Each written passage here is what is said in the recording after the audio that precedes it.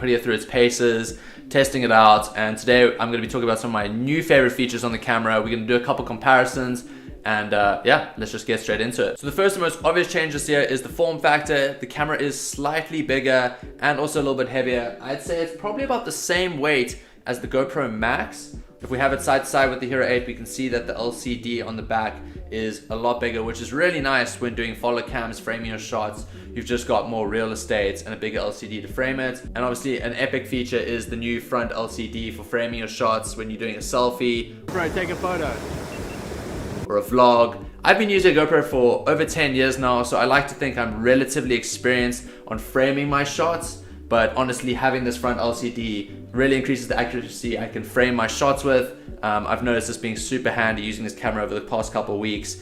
And I know a lot of new GoPro users or less experienced GoPro users are really going to enjoy having the front LCD. If someone wants to take a selfie now, or someone's a first-time GoPro user, probably going to nail the shot first time because of this front-facing LCD. So it is really, really handy to have. So something I'm really stoked to see is the removable lens again. We have obviously had this since the Hero 5. They took it away on the Hero 8. There were some mixed feelings about this, and I think they realized that it doesn't matter what happens or how strong this is, somehow people are going to find a way to break it. So really nice to see the removable lens again, and there's something also really special about this, but we'll get to that a bit later. So another awesome upgrade for this year is the battery. It is bigger, it is a different size. I wasn't too stoked on that originally because I obviously have the old batteries and a lot of extra ones, but having a battery that just lasts longer when you're out in the field or shooting, it really makes a big difference. I know a lot of people are going to be stoked about that.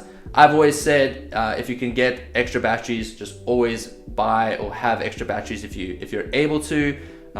When I'm out shooting, I mean, this is my job at the end of the day. I always have extra batteries, but the average GoPro user is just using this camera for fun. They don't want to carry around extra batteries, so having a battery that lasts longer is going to make a big difference. So with the form factor change on the Hero 9, I was a little concerned about not being able to use some of my favorite GoPro accessories, such as the Air Video. One of my favorite GoPro accessories, you put it in here, you throw the camera, and you get some of the most incredible shots. They call it the poor man's drone. You get some FPV looking shots. I can't fly FPV drones, so this is a great accessory for me, and I've used it to capture a lot of my favorite GoPro shots. I've kind of been able to file the inside out to fit the Hero 9. I know the guys from Air are definitely working on a new mold for the Hero 9, which will probably be out soon. Yeah, that's one of the kind of annoying things about a form factor change. Another thing that I was concerned about is being able to use this with the G-Dome, which I use to get split shots or underwater shots with my camera. Luckily, G-Dome make a universal dome, which you can use with your smartphone or Hero 8 or any action camera. So the Hero 9 has worked really well on that. So another awesome upgrade this year is HyperSmooth 3. Now, originally, I didn't even know how GoPro could improve on the HyperSmooth. HyperSmooth 1 blew me away. HyperSmooth 2 was awesome because we finally had slow-mo stabilized footage, which for someone like me who shoots a lot of action sports, it made a world of a difference.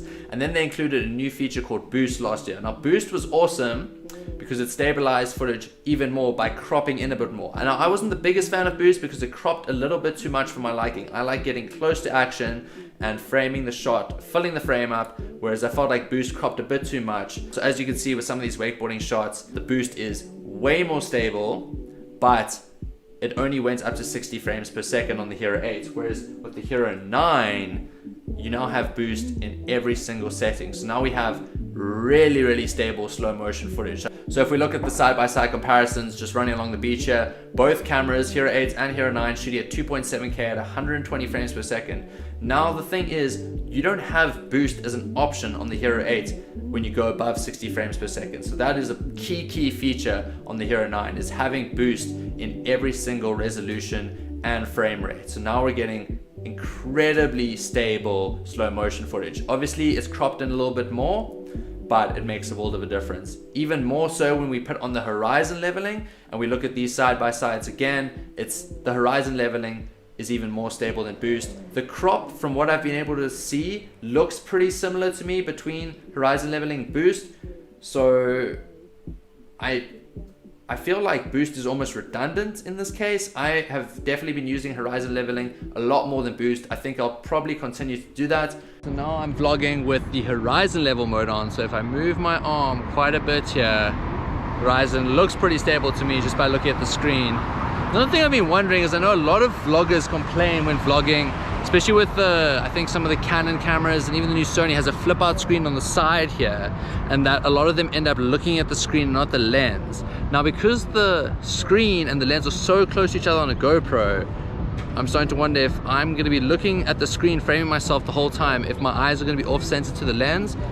I think not as noticeable as other cameras because of how close it is together, but I guess we'll tell over time or when I look back at this footage. You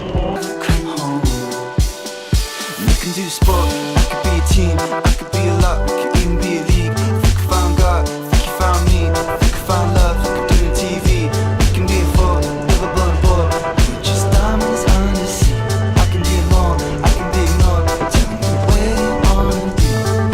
Walk down the yellow road, it's the first step you ever came home. But for me, and what I would recommend is go with horizon leveling over boost. It seems to crop the same, and the difference is just mind-blowing. So the TimeWarp feature got another upgrade this year.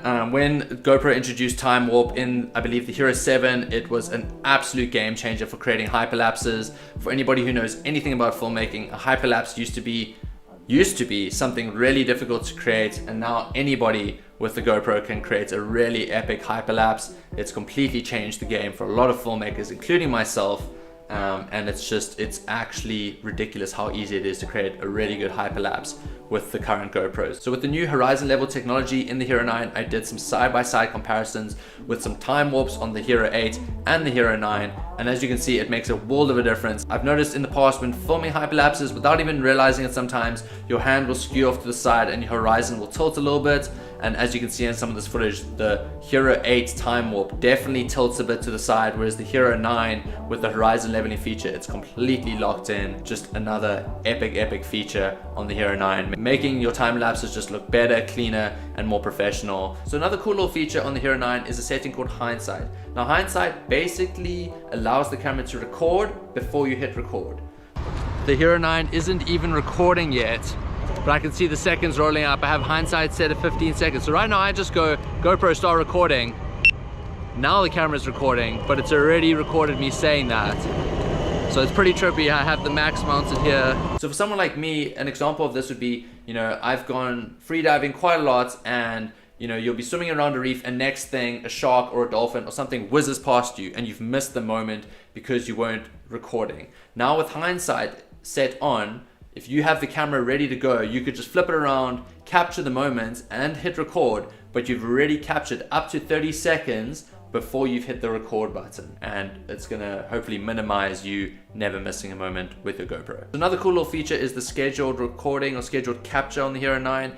I know this is going to come in handy for a lot of people that maybe want to capture a time lapse of a sunrise, but you don't want to wake up at 4 or 5 a.m. in the morning. So you can go set your camera up the night before, schedule it to start the time lapse at 4 a.m. and you'll be able to capture the sunrise without having to get out of bed or wake up super early. Another key update on the HERO9 is the new 5K 20 megapixel sensor. It's a big upgrade from the previous GoPros, which I believe were a 4K 12 megapixels. So now the key thing with the 5K sensor is not so much that, oh wow, the camera can shoot 5K. You don't need 5K. I'm probably not going to even shoot 5K. What 5K allows us to do and what it allows the camera to do is just really upgrade the stabilization. So as I mentioned earlier with HyperSmooth 3 and the horizon leveling and boost, that's the big key thing about the 5K sensor, is that now we have the boost and the horizon leveling in every mode and resolution and frame rate you could possibly want. So we have incredible stabilized slow motion footage,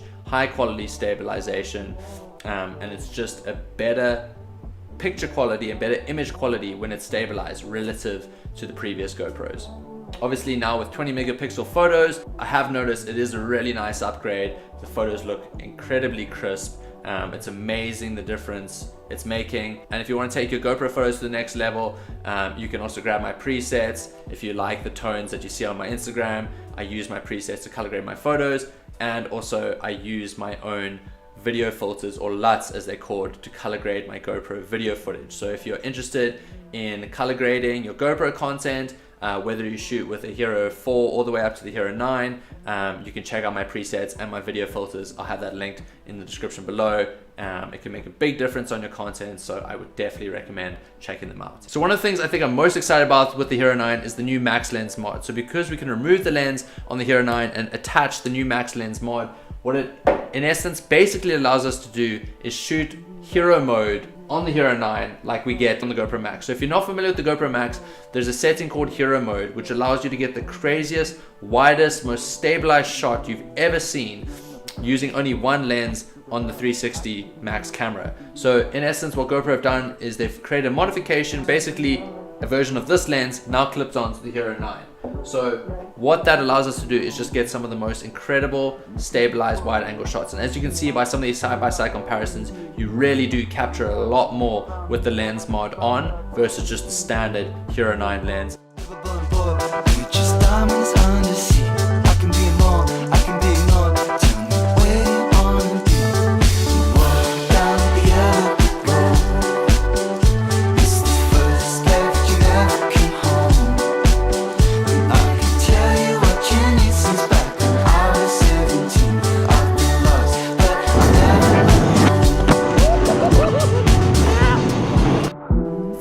This is definitely going to be something I know I'm going to use a lot of, especially when doing follow cams. I do think the max lens mod is the ultimate gimbal killer because you can completely turn the camera 360 degrees around and this shot is completely stabilized. So as you can see by some of these side-by-side comparisons, it's a complete game changer for stabilized footage. And I know when chatting to a lot of surfers, they complain a lot about the crop that HyperSmooth has. I know I mentioned it earlier, I'm also not a big fan of the crop that Boost or Horizon Leveling has. So in chatting to a couple of friends who are pro surfers that are in my opinion some of the best users of GoPros in the water, guys like Brett Barley and Koa Smith. You know, I was chatting to Brett the other day and he's told me that he doesn't like using HyperSmooth because he feels like it crops too much. So we got the same shots here. You know, on the left we got Brett, he's shooting without HyperSmooth, and on the right we have Koa, he's shooting with HyperSmooth. I personally prefer the way HyperSmooth looks, but you do get less crop without HyperSmooth, and that's why Brett chooses to do that. He feels like with the HyperSmooth crop of, you know, it's only 10%, he feels like it doesn't do justice to how deep he is in the barrel, and he feels like he can frame more of his barrel without HyperSmooth. However, Brett has recently started shooting with the GoPro Max and has been getting awesome shots with it. So definitely check it out on his YouTube or his Instagram. I'll have that link below if you want to check out both these guys' channels. But Brett also, you know, has been shooting a lot of stuff on the hero mode with the GoPro Max. Just these two surfing shots, how much more Brett captures on hero mode versus Koa on the right. You know, you can see, you might be able to see his board, but a lot of the top of the barrel is cropped out just because he doesn't have the crazy wide angle that the max lens would provide, as you can see on the left here. So yeah, definitely makes a huge difference. I'm super stoked to get the max lens. I know it's only arriving like a day or two. I'll probably make a separate video about that, but the max lens mod is just a complete game changer for wide angle POV and stabilized footage. So as always, I also have one of these cameras to give away. If you would like to win this camera, all you got to do is post an Instagram story of any part of this video tagging myself and GoPro South Africa. Make sure you're following both of us as well. This giveaway is open to anybody worldwide. You just got to tag GoPro South Africa because that is the region I represent online. So if you want to win this camera, make sure you follow those instructions and we'll pick a winner in a couple weeks time. And if you are straight up sold on this camera and you want it right now, I'll have a link below along with this special little secret code GoPro has given me. If you enter that at the checkout, they'll throw in a free waterproof GoPro backpack valued at $100. It is limited to the first 100 people that use my code, so make sure you get on it. So I hope you guys have found this video helpful. That's my take on the Hero 9. I'm really impressed with this camera. The only downside I really have with this camera is I was really hoping for more frames per second this year. You know, all the other camera brands kind of gave it to their users. Then again, you're paying thousands and thousands of dollars for those cameras, but I was really hoping to see 4K at 120 frames per second. You know, I kind of want to see 400 or 500 frames per second at full HD. I feel like we have to get it next year. We haven't had an FPS upgrade since the Hero 6. It's got to be coming. Hopefully next year. But oh my goodness, the new sensor and the stabilization in this camera is unbelievable.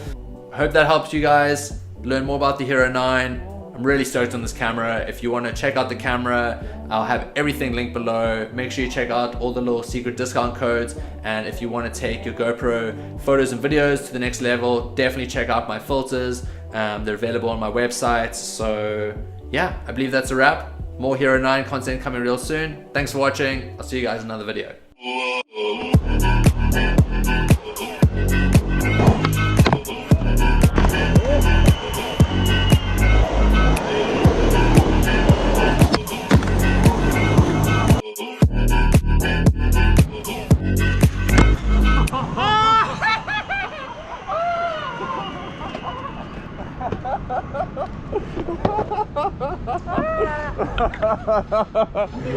Oh my god, that was so clean. That felt so nice, dude. Let's go.